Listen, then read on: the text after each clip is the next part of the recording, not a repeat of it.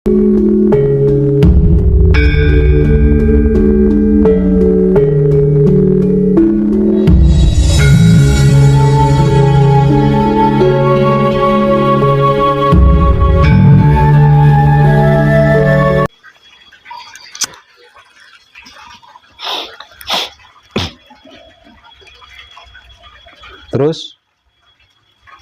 masih ada yang punya pertanyaan? Masih ada enggak yang punya pertanyaan? Mungkin masih punya unek-unek. Kemarin-kemarin lupa unek-uneknya, terus malam ini unek-uneknya keinget. Nah, coba. Ini mbaknya yang dari Pasuruan siapa? Bu Astuka. Bu Astuka. Ibu Astuka mungkin punya pertanyaan atau unek-unek. Enggak. Oh, ini Mbak Umi. Nanti setelah gambar selesai ini, ketika nanti di rumah yang kita lakukan yang mana? Itu nggak usah dipermasalahkan. Karena apa? Karena setiap kali ada yang selesai manekung, selesai gembleng, satu, diberi motivasi ulang. Kedua, diberi kenang-kenangan buku.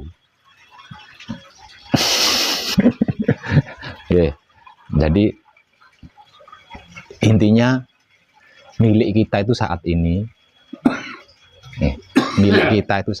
jadi nikmati saat ini dengan kesadaran cinta kasih sayang. Sadari saat ini dengan cinta kasih sayang, terima saat ini dengan cinta kasih sayang. Karena tadi itu sudah bukan milik kita, nanti masih belum milik kita. Jadi soal setelah manekung nanti jangan dibahas dulu.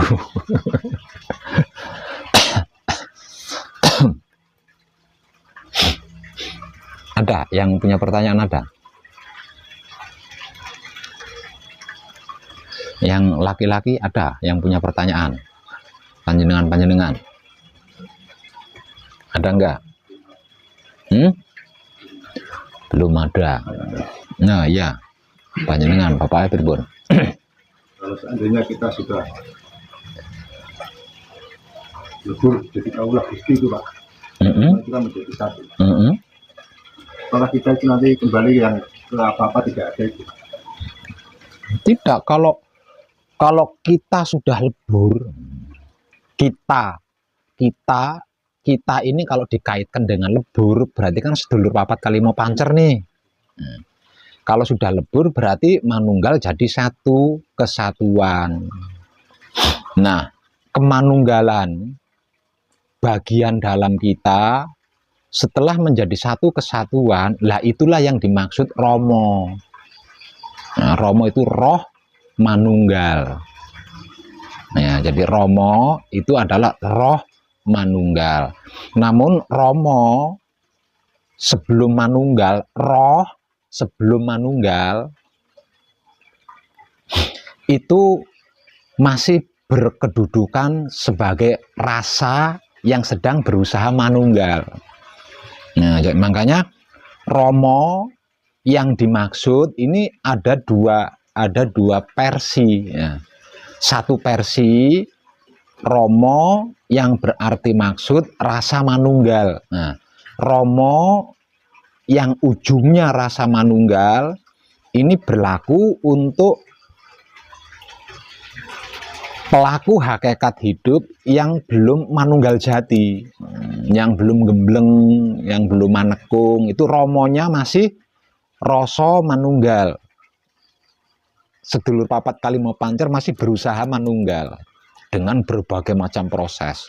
Nah, setelah manekung, setelah gembleng, sedulur papat kalimo pancer atau kawula Gusti ini kan lebur nih, ya, lebur kemana? Lebur manunggal jadi satu.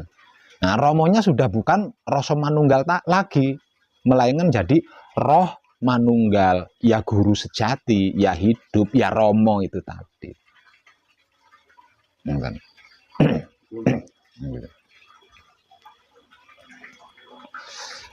Nah, jadi Romo yang sering kita ucapkan itu ada dua hal. Ya. Satu hal pertama, rasa manunggal itu sebelum laku suci, masih dalam tahap laku murni. Jadi dalam tahap laku murni, Romo yang dimaksud adalah rasa manunggal. Tapi kalau di laku suci, Romo yang dimaksud adalah roh manunggal. Karena kawula Gusti atau sedulur papat kalimo pancernya sudah lebur, sudah menjadi kesempurnaan ya, sudah menjadi kesempurnaan. Maka rasa manunggalnya naik setingkat lebih tinggi sebagai roh manunggal. Nah, sesungguhnya yang dimaksud Tuhan oleh orang-orang awam itu. Yang dimaksud Tuhan sama orang-orang awam itu adalah roh manunggal itu tadi, Romo itu tadi. Nah, Romo atau roh manunggal ini masih belum Tuhan loh ya. Masih ada yang lebih tinggi dari Romo.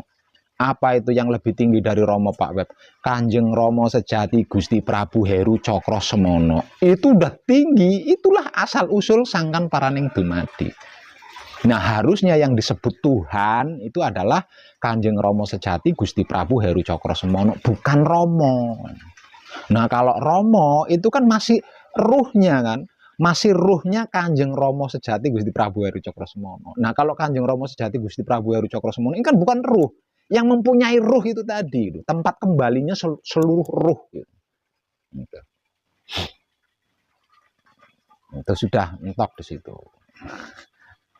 Lah panjenengan. Lah terus kalau nanti kalau kita mau nyebut Tuhan, monggo kerso.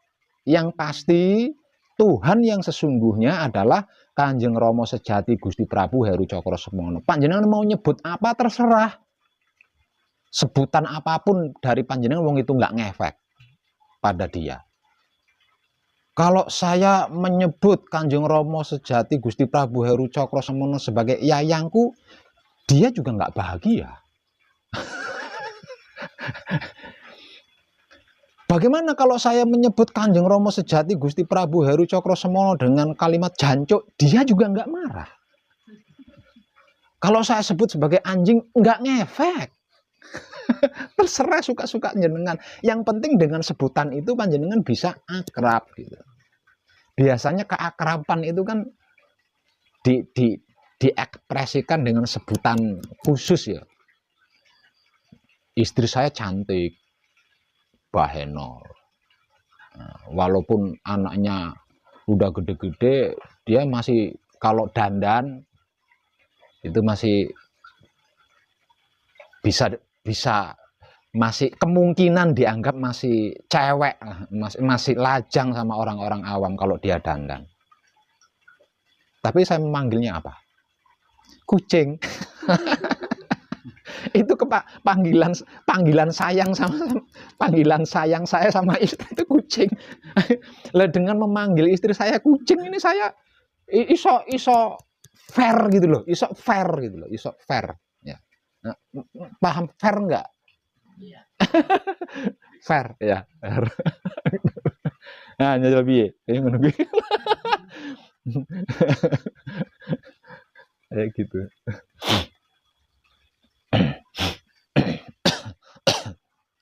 Kok iso-isone Pak Web nyeluk bojone dengan panggilan sayang kok kucing?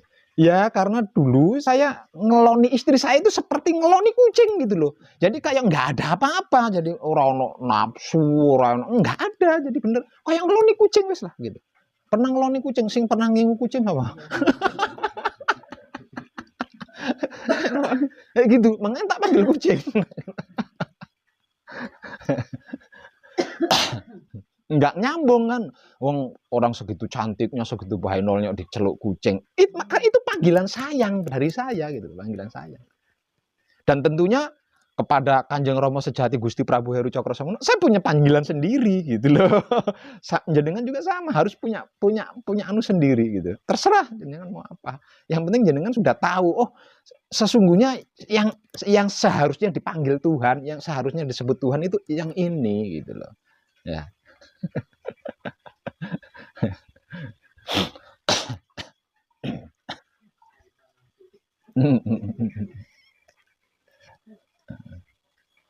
Kalau saya manggilnya Bapak, saya manggilnya Romo. Tapi Romo saya maknai sebagai Bapak, bukan roh manunggal loh ya. Romo saya maknai sebagai Bapak. Kenapa saya memanggil Tuhan dengan sebutan kesayangan sebagai Bapak?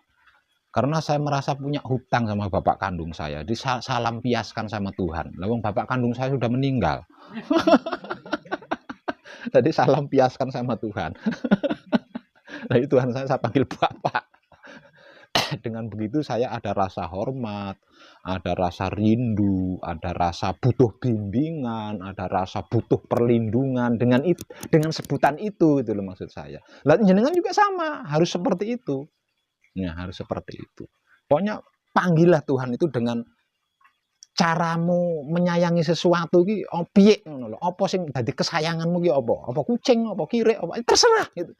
Jangan takut nanti marah dipanggil anjing. Wah, siapa bilang? Kalau marah berarti bukan Tuhan itu. Maksud Tuhan marah. Tuhan kalau marah ya gampang banget kan. Tinggal didik-didik ngene wis. Ajur to jagate lek marah.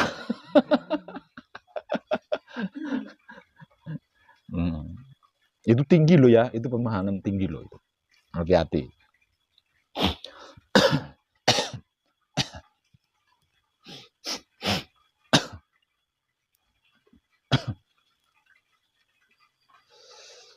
Dan kadangan kita malam ini saya akan menguraikan tentang diri kita lebih dalam. Nah, tentang diri kita lebih dalam.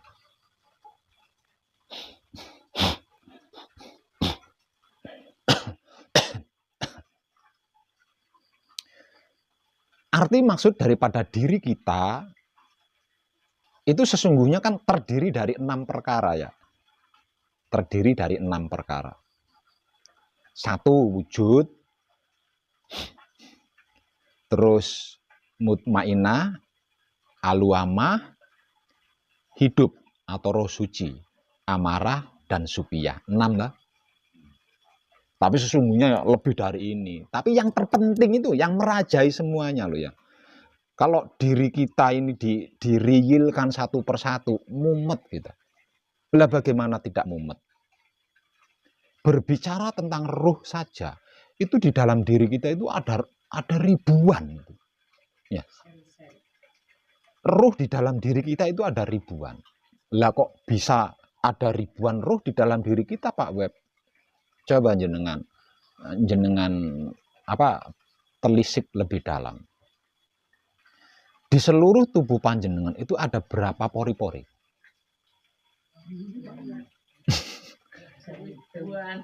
Ya, ribuan ya. Maka di setiap sehelai rambut itu ada ruhnya. Setiap sehelai rambut itu satu ruh. Nah, kalau lubang pori-pori kita itu ada ribuan, berarti kan ada ribuan ruh di situ ya. Buktinya kalau di rambut itu ada ruh, lah dia bisa hidup, bisa tumbuh terus, ya kan? Satu. Yang kedua, ada berapa kuku di tangan dan kaki panjenengan? Ada 20 kuku ya. Nah, di setiap kukunya itu ada ruh. Itu ada ruhnya. Nah.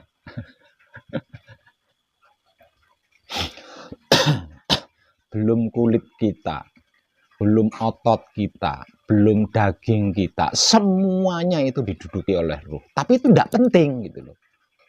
Nah, yang terpenting itu ada 6 perkara ini, karena ini yang merajai, yang mewakili semua itu. 1, wujud atau raga kita. 2, mutmainah. 3, aluamah. 4, ruh suci atau hidup. 5, amarah. Dan yang ke-6-nya adalah supiyah. Itu yang dimaksud dari diri kita. Artinya diri kita. Maksud daripada perkataan diri kita itu adalah 6 perkara itu tadi.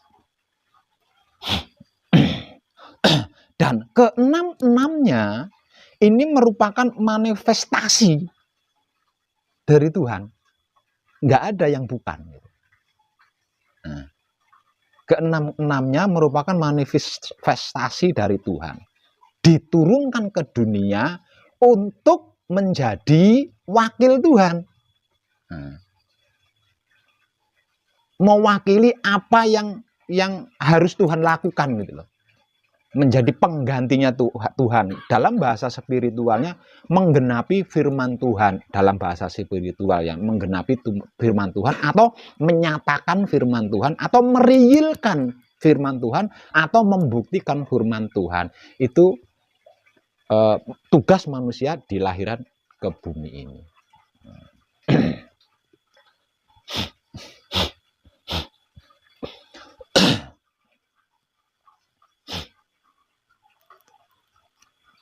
Tugasnya apa sih Pak Web? Tugasnya kalau secara awam disebut-sebut atau dikatakan sebagai pemelihara alam semesta, pengelola alam semesta, penjaga alam semesta, dan penyempurna alam semesta. Itu secara awam. Nah, kalau secara laku menjadi kitab suci sejati ada makna bagi seluruh makhluk, menjadi wulangreh sejati dan menjadi berbudi bawa laksono. Itulah tugasnya kita di dunia ini. Jadi kita dilahirkan ke dunia ini, kita diadakan di dunia itu untuk itu, dengan perbekalan super komplit. Tidak ada sesuatu yang tidak dibekalkan. Jadi apa yang dibutuhkan, apa yang diperlukan, apa yang dipentingkan itu sudah dibekalkan semua, sudah diberikan semua. Makanya diberi tugas sebegitunya. Gitu. Dikarenakan diberi tugas sebegitunya, maka perbekalannya juga lebih dari cukup.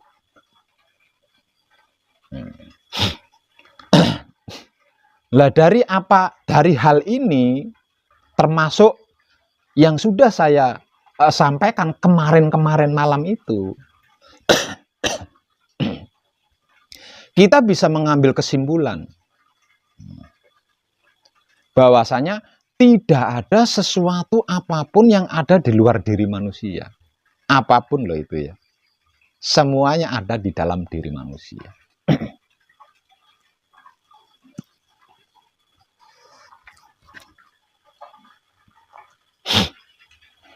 Untuk itu, tidak dibutuhkan, tidak diperlukan, harus itu, harus ini, enggak. Cukup diam ketika menghadap Tuhan. Dan menikmati rasanya, kelakuannya sendiri dengan kesadaran cinta kasih sayang hidup ketika manunggal dengan Tuhan.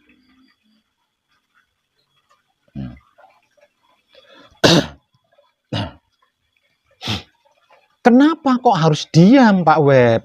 Lagi-lagi mungkin masih ada yang punya unek-unek dengan perkataan tersebut. Kenapa harus diam Pak Web? Ketika berhadapan dengan Tuhan. Karena dari apa yang sudah sering saya sampaikan, tubuh manusia itu adalah kitab. Tubuh manusia itu adalah kitab suci sejati, ada makna yang harus dibaca baik-baik. Sedangkan suaranya manusia hidup itu adalah wulangreh sejati yang harus disimak baik-baik. Nah, kalau tidak diam, kita nggak akan tahu, nggak akan paham, nggak akan ngerti. Ketika membaca buku atau kitab, ketika menyimak wulangreh sejati atau motivasi.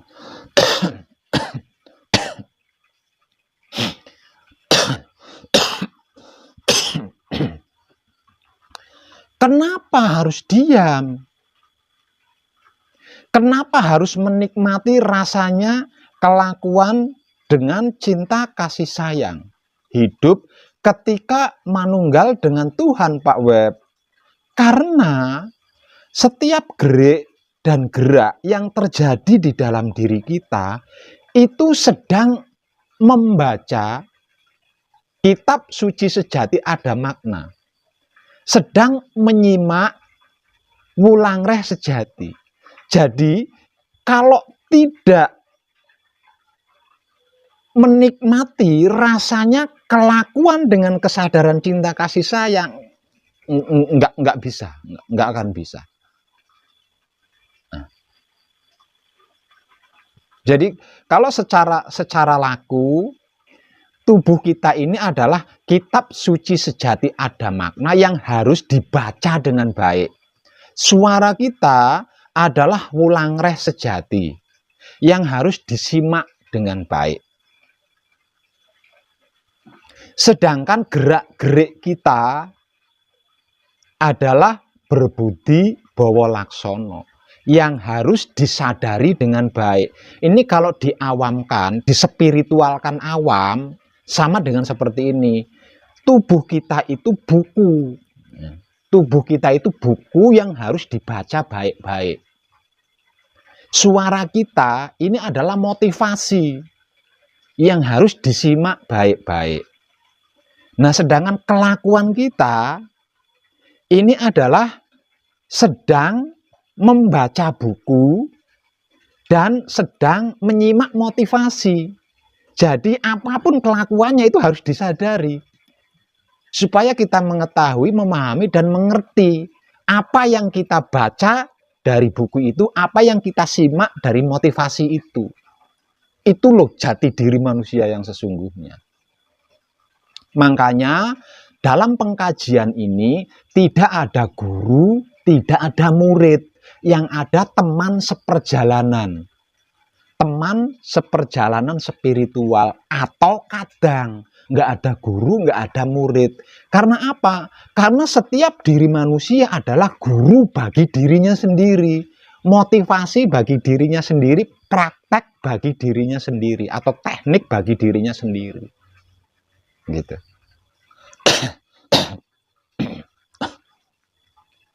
Dikarenakan tidak semua orang ujuk-ujuk bisa menyadari hal itu, maka dibutuhkan teman, dibutuhkan kadang gitu loh.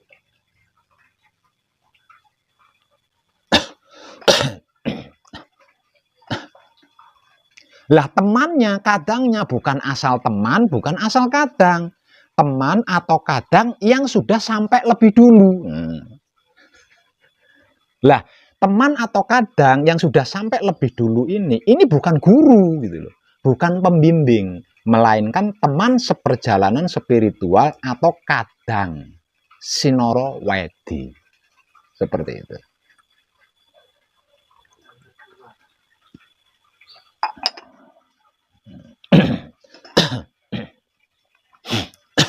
Jadi jati diri manusia hidup yang sesungguhnya jika dipersimpel gitu ya. Jika dipersimpel dan dibahasakan lebih sederhana lagi sehingga menjadi lebih universal gitu ya. Adalah tubuh kita ini buku. Sebab karena itu isi buku ini harus kita baca dengan baik. Nah, sedangkan suara kita, apapun loh bentuk suaranya ya. Suara berbicara, suara ngidung, suara nyanyi, suara marah, suara nangis, apapun loh itu loh ya. Itu adalah motivasi. Sesungguhnya itu motivasi. Maka perlu harus disimak baik-baik. Sedangkan gerak-gerik kita ini sedang membaca buku dan sedang menyimak motivasi itu. Ya. Kalau di dalam keyakinan Muslim, diri kita itu disebut sebagai kitab Lauhul Mahfud atau kitab hidup. Nah, dengan apa yang sudah saya sampaikan ini, mulai malam ini panjenengan jangan pernah meremehkan diri panjenengan. Ya, jangan pernah meremehkan diri panjenengan sendiri. Jangan pernah merendahkan, mengkerdilkan, mengecilkan diri panjenengan sendiri. Jangan pernah meragukan diri panjenengan sendiri. Apalagi sampai menyesatkan diri panjenengan sendiri. Karena diri panjenengan, setiap diri panjenengan itu adalah kitab motivasi yang setiap saatnya sedang panjenengan baca dengan baik, yang setiap saatnya sedang panjenengan simak sendiri dengan baik. Dikarenakan kesadaran panjenengan belum mumpuni, panjenengan tidak merasa kalau panjenengan sedang membaca kitab itu, panjenengan tidak merasa. Panjenengan tidak merasa kalau panjenengan itu sedang menyimak motivasi-motivasi itu, panjenengan tidak merasa. Ngertinya terjadi begitu saja, ngertinya. Ngertinya terjadi begitu saja. Padahal apapun yang kita lakukan, baik buruk loh ini ya. Apapun yang kita lakukan, baik maupun buruk, sesungguhnya itu kita sedang membaca kitab suci sejati ada makna, yaitu diri kita sendiri. Sesungguhnya kita itu sedang menyimak motivasi-motivasi dari mulut kita sendiri. Gitu.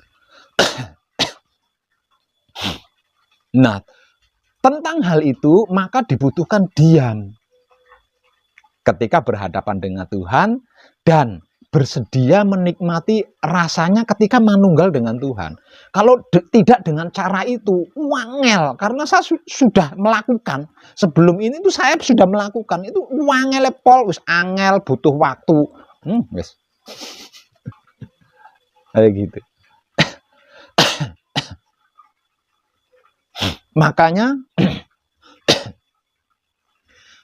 laku spiritual tertinggi itu istilah awam loh ya, istilah awam. Kalau istilah yang sesungguhnya itu laku suci. Laku suci yang dimaksud laku spiritual tertinggi adalah laku suci. Nah, laku suci ini adalah kelakuan-kelakuan seseorang yang dalam keadaan manunggal jati. Lah, laku suci yang tertinggi atau laku spiritual tertinggi adalah mempraktekkan kekudangannya Romo itu tertinggi, Mbak ya. Menjadi kitab suci sejati ada makna bagi sesama makhluk hidup, menjadi wulangreh sejati bagi sesama makhluk hidup, menjadi berbudi bawa laksono bagi sesama makhluk. Itu tertinggi. Itu tertinggi. Karena apa? Karena itulah pekerjaan yang diberikan kepada kita sama Tuhan. Nah, kalau kita mempraktekkan itu, kalau kita mengibadahkan itu, berarti kan kita sedang bekerja sama Tuhan nih. Ya, ini tertinggi sudah tertinggi itu. Itu tertinggi.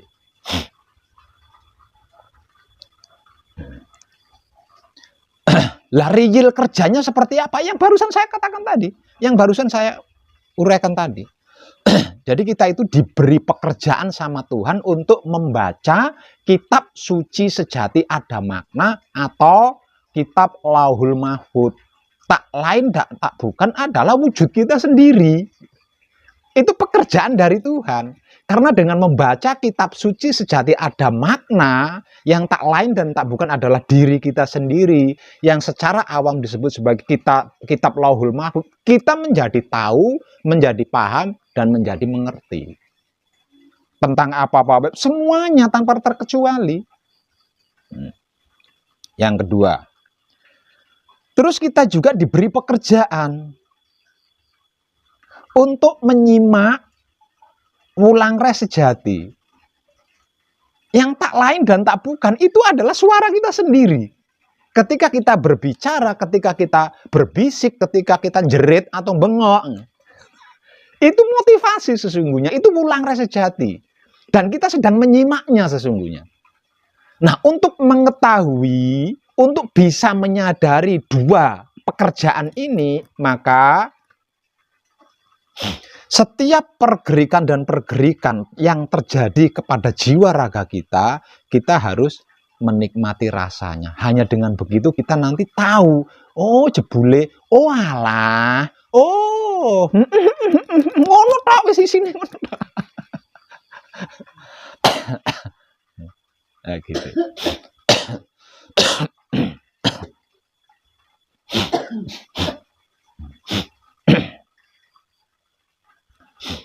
Menjadi kitab suci sejati ada makna bagi sesama makhluk hidup. Ini sama dengan mengelola alam semesta.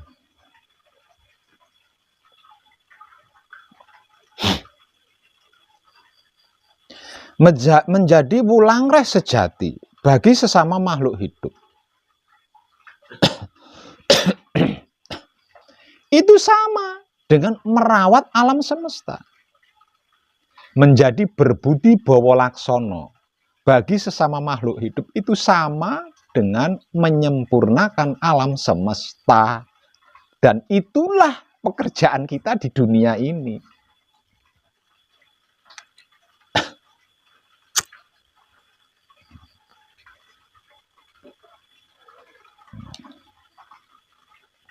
Kita diberi pekerjaan segitu.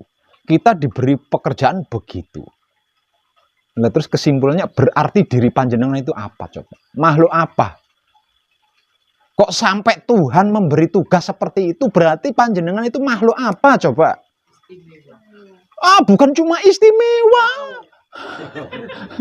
Bukan cuma istimewa.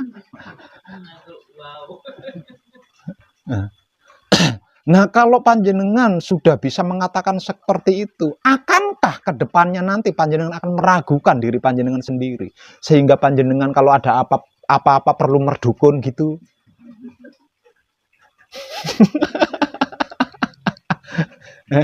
Kalau ngalamin apa-apa perlu membayar paranormal, ngundang paranormal. Pojokan rumahku ada jin ibritnya. Tolong dong diusir, diru'iyah. Sama halnya panjenengan sudah meremehkan diri panjenengan sendiri. Kalau itu sampai panjenengan lakukan, sama halnya panjenengan sudah meremehkan diri panjenengan sendiri, sudah menyesatkan diri panjenengan sendiri, sudah menghina diri sendiri.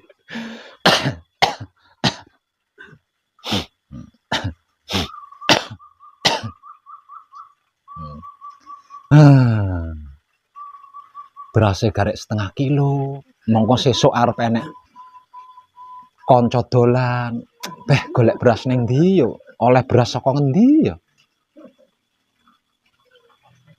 Kalau itu sampai panjenengan lakukan, berarti panjenengan sudah menghina Tuhan itu. Sudah melecehkan Tuhan itu, sampai seperti itu.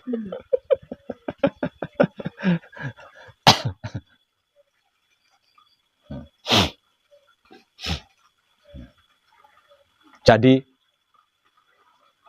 teknik yang saya motivasikan dengan begitu seremnya dari saya. Lah saya memberikan motivasi itu sambil bengok-bengok, berarti kan serem tuh. Saya memberikan motivasi itu sambil bengok-bengok kok. Berarti kan dengan seremnya saya memberikan motivasi itu kan. Diam, diam, diam. Ketika bersamadhi setelah patra, diam, diam.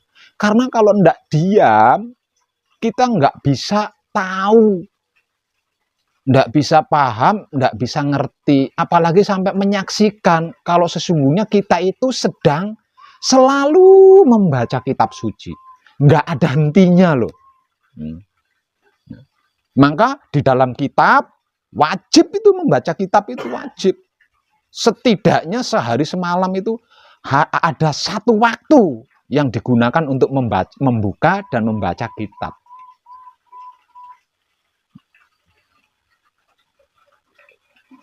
Kan akidah agama seperti itu tah. Nah, panjenengan kita bukan hanya satu waktu, 24 jam sesungguhnya kita itu sedang membuka kitab dan membaca kitab itu 24 jam loh. Kok sampai tidak punya ilmu pengertian? Kok sampai merasa tidak punya ilmu pemahaman? Kok sampai merasa tidak punya ilmu pengetahuan? Lawang selama 24 jam full kita itu membuka kitab, kita itu membaca kitab selembar demi selembar. Piye? Bukan cuma itu. Selain sedang membuka kitab dan membacanya, kita juga sedang menyimak motivasi-motivasi yang ada di dalam kitab itu. Lah kok sampai merasa ndak punya ilmu pengertian? Lah kok sampai merasa tidak punya ilmu pemahaman? Kok sampai merasa tidak punya ilmu pengetahuan? Karena kita ndak pernah anteng, keluyuran terus, ndak pernah diem, keluyuran terus. Makan itu loh, aslinya kita sering ninggalin piring ada nasinya itu sering. Loh kok Pak Wep wani-wani ini ngomong ngono? Lah, sebelum saya gugah kesadaran panjenengan pasti sering duduk di kursi di depan meja di mana di situ ada sepiring nasi plus lauk pauknya. Iya sih, tangan dan bibirnya bekerja sama memasukkan makanan itu, tapi pikirannya ya aku ngono, sama halnya ditinggal tok, tapi piringnya itu mau ditinggal kemana-mana atau piringnya. Nyaris ndak pernah diem, nyaris ndak pernah anteng, makanya nggak ngerti kalau kita itu sedang membuka kitab, sedang membacanya, sedang menyimak motivasi itu, karena kita ndak pernah diem.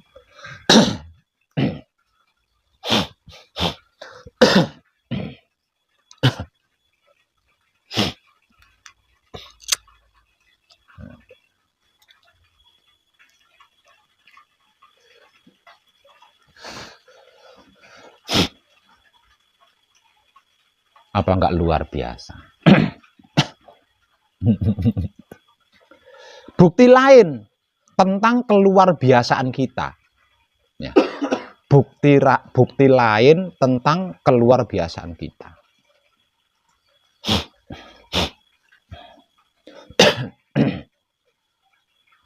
Kita itu salah satu dari sel, dari ribuan sel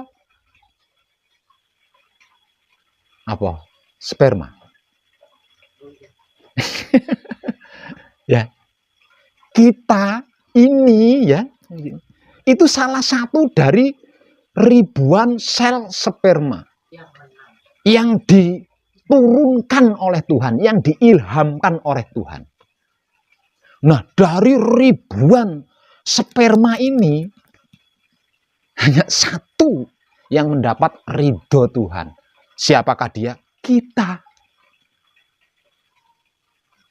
Lah terus saudara panjenengan yang ribuan itu kemana? Tersempurnakan oleh wujud kita. Sekali lagi, makanya jangan remehkan dirimu sendiri. Karena apa? Karena kita itu pilihan. Dari sekian ribu sperma itu kita dipilih gitu loh. Dipilih untuk lahir ke dunia ini. Apa enggak luar biasa? Orang apa-apa nih? Dukun paranormal, orang apa-apa nih? Dukun paranormal, orang apa-apa nih?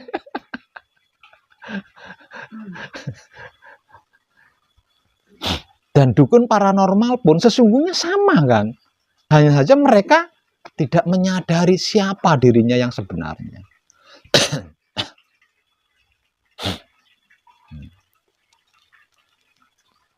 Makanya saya sering berteriak-teriak, jangan remehkan dirimu sendiri. Meremehkan dirimu sendiri sama halnya meremehkan Tuhan. Merendahkan diri kita sendiri sama dengannya merendahkan Tuhan. Meragukan diri kita sendiri sama halnya meragukan Tuhan. Ngomong kita itu perwakilan Tuhan, kita itu manifestasinya Tuhan, kita itu perwujudan Tuhan, kita itu utusan Tuhan. Apa nah? Wis kabeh iki wis ora enak aja.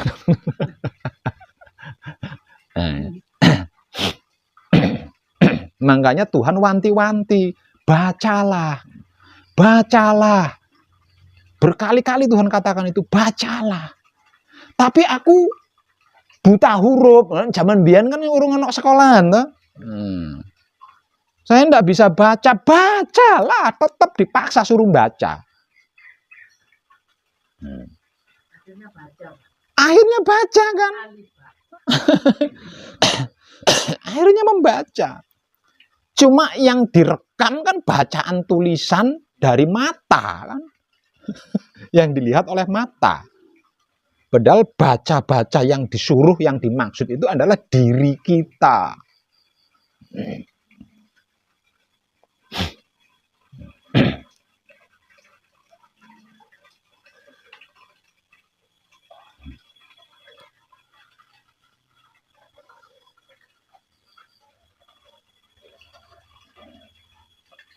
Itulah lebih dalam tentang diri kita yang sesungguhnya. Itulah yang lebih dalam tentang jati diri kita yang sebenarnya. Jadi saya ulang lagi, jangan setelah ini, nanti di saat panjenengan laku murni, setelah ini kan panjenengan laku suci ya. Nah, ini kan penyelesaian laku murni. Manekung atau gembleng itu adalah penyelesaian laku murni. Laku murni ini nggak ada yang nggak ada proses. Di dalam laku murni ini tidak ada yang bukan proses. Semuanya adalah proses. Entah itu baik, entah itu buruk, entah itu enak atau tidak enak. Semuanya itu adalah proses. Yang kita terima juga proses, yang kita tolak juga proses, yang kita hindari juga itu proses. Semuanya proses. Itulah laku murni. Nah, penyelesaiannya ada di manekung atau gembleng atau Isra Mi'raj. Manekung, gembleng atau Isra Mi'raj adalah penyelesaian dari laku murni kita yang berkaitan dengan 7 keturunan leluhur kita, 7 keturunan leluhur kita, 7 keturunan ke kanan, ke kiri, ke depan, ke belakang, ke atas, ke bawah, yang mengait itu. Makanya panjenengan lelah, panjenengan ngaku lelah kan? Panjenengan ngaku lelah kan? Makanya panjenengan merasa lelah karena sesungguhnya panjenengan tidak sendiri gitu loh. Panjenengan itu tidak sendiri. Panjenengan itu mewakili seluruh leluhur panjenengan. Mewakili seluruh leluhur panjenengan. Ketika panjenengan masih dalam tahap laku murni. Lah di sini, di manekung ini, di gembleng ini atau Isra Mi'raj ini adalah penyelesaiannya. Setelah itu nanti panjenengan harus melanjutkan perjalanan panjenengan ke laku suci. Nah, laku suci ini wis ora iso anu ini. Sudah nggak bisa kompromi ini. Wis ora iso disogok, nggak bisa. Disuap nggak bisa. Di laku suci ini nggak bisa. Nah, laku suci tertinggi adalah menjadi kitab suci sejati ada makna bagi sesama makhluk hidup, menjadi wulangres sejati bagi sesama makhluk hidup, dan menjadi berbudi bawa laksono bagi sesama makhluk hidup. Itu tertinggi, terbaik, terdekat, dan termudah. Dan sesungguhnya itulah tugas kita dari Tuhan selama di muka bumi ini. Tugas kita itu.